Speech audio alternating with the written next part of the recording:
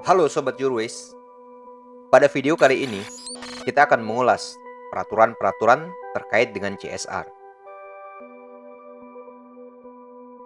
Sebelum kita membahasnya lebih jauh, yang perlu kita pahami di awal bahwa CSR adalah tanggung jawab perusahaan atas dampak yang timbul dari keputusan dan aktivitas bisnisnya, di mana CSR memiliki tujuan untuk menyumbang kepada pencapaian pembangunan berkelanjutan,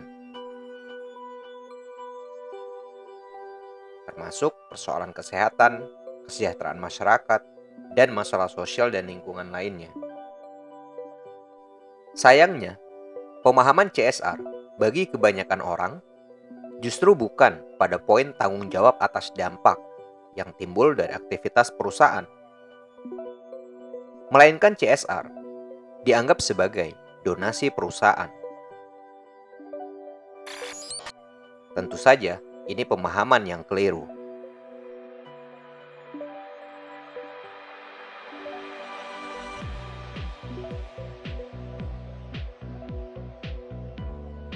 Di Indonesia, regulasi yang mengatur terkait dengan soal CSR bisa kita lihat pada Undang-Undang Perseroan Terbatas Nomor 40 Tahun 2007.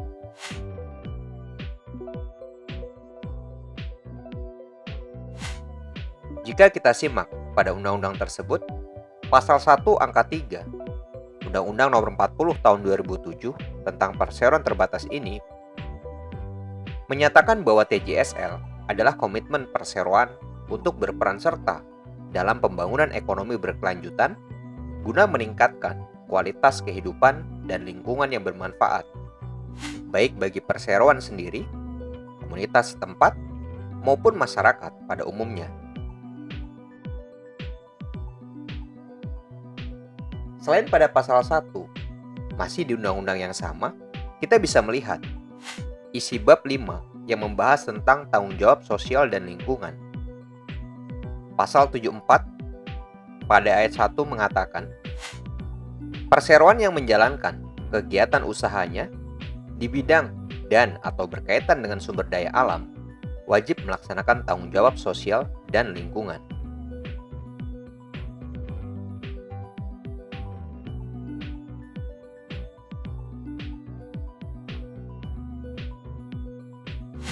Ayat kedua, tanggung jawab sosial dan lingkungan sebagaimana dimaksud pada ayat 1 merupakan kewajiban perseroan yang dianggarkan dan diperhitungkan sebagai biaya perseroan yang pelaksanaannya dilakukan dengan memperhatikan kepatutan dan kewajaran.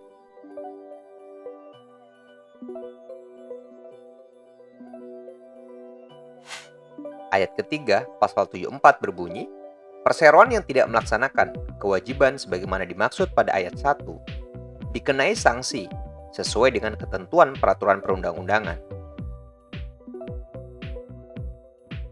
Ayat keempat, ketentuan lebih lanjut mengenai tanggung jawab sosial dan lingkungan diatur dengan peraturan pemerintah. Undang-Undang Nomor 40 Tahun 2007 tentang perseroan terbatas ini dipertegas melalui Peraturan Pemerintah Nomor 47 Tahun 2012, yaitu tentang tanggung jawab sosial dan lingkungan perseroan terbatas.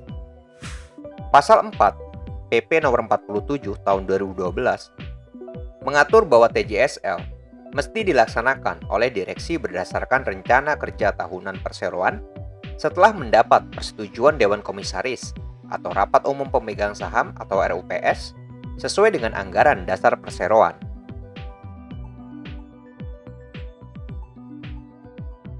Nah, meski peraturan ini sudah ada, namun bisa kita katakan, sosialisasinya kepada perusahaan masih sangat terbatas. Jadi tak mengherankan jika masih banyak kita lihat banyak perusahaan yang belum mengelola dampaknya melalui CSR.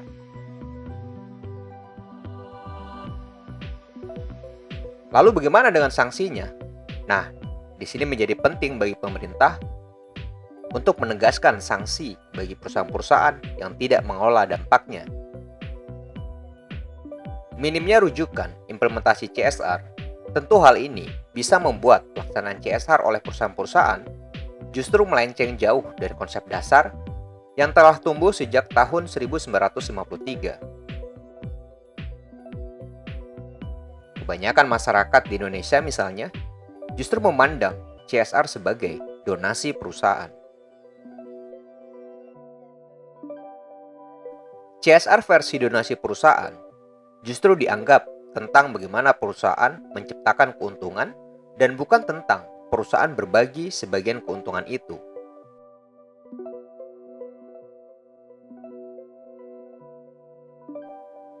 Satu kesalahan lagi, perusahaan menganggap ketika CSR versi donasi perusahaan dicairkan, seolah-olah tanggung jawab atas dampak negatif atas aktivitas perusahaannya menjadi gugur.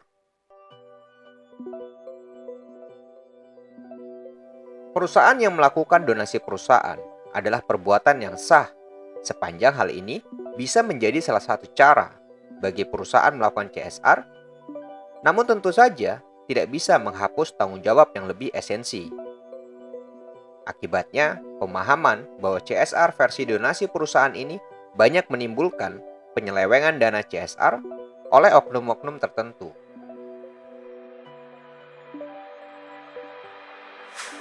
Selain Undang-Undang Perseroan Terbatas dan peraturan pemerintah tersebut, masih ada peraturan terkait, seperti Undang-Undang Nomor 25 Tahun 2007 tentang penanaman modal.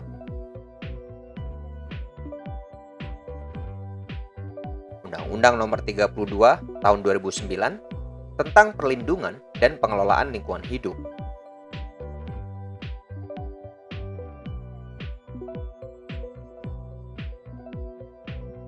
Undang-Undang Nomor 22 Tahun 2001 tentang minyak, gas, dan bumi,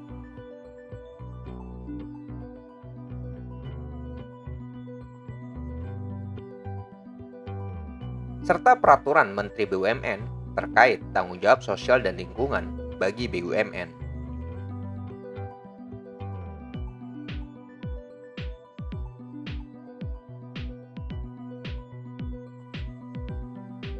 Beragam upaya mengembalikan makna CSR sebenarnya telah dilakukan oleh pemerintah. Komisi 8 DPR RI misalnya tengah membahas rancangan undang-undang tentang tanggung jawab sosial perusahaan. Meski draft RUU tersebut sudah ramai diberitakan sejak 2016, namun hingga kini tak kunjung terbit. Di sisi lain, tak cuma DPR, ternyata DPD juga tengah membahas hal tersebut. Sayangnya, dari draft yang sudah diterima oleh banyak pihak, draft tersebut masih belum melihat ada upaya mengembalikan makna CSR ke kitohnya sebagai perbaikan berkelanjutan, melainkan masih sebagai donasi perusahaan. Lalu bagaimana peraturan di tingkat daerah? Mengutip data dari Public Interest Research and Advocacy Public, setidaknya ada 11 provinsi, 34 kabupaten, dan 15 kota madya yang telah memiliki perda terkait dengan CSR.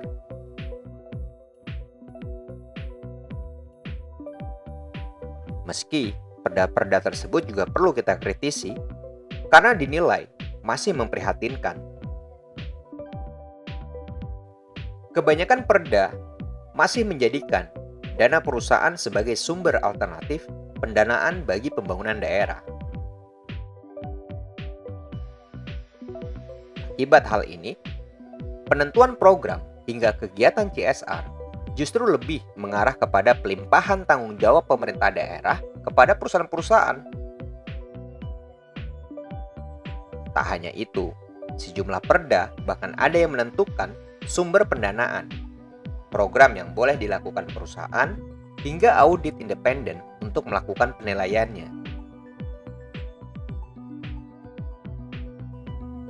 Yang jauh lebih memprihatinkan, beberapa Pemda malah mengambil alih wewenang perusahaan di mana forum CSR dapat menentukan lokasi dan pendistribusian donasi perusahaan.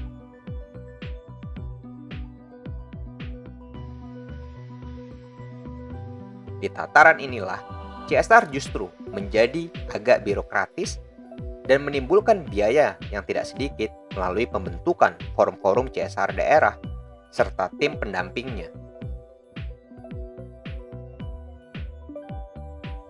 Hal ini sangat bertolak belakang dengan tujuan di mana setiap perusahaan seharusnya melakukan CSR yang sesuai dengan dampak bisnis intinya terhadap keberlanjutan. Jadi bisa kita katakan, CSR tentu saja bukan sekedar donasi perusahaan seperti yang selama ini banyak dipahami. Ini juga akan bisa memisahkan mana perusahaan yang serius telah ber-CSR untuk mencapai keberlanjutan dengan perusahaan yang hobinya hanya melakukan CSR washing untuk pencitraan, menutupi dosa perusahaan, dan membeli pengaruh politik tertentu.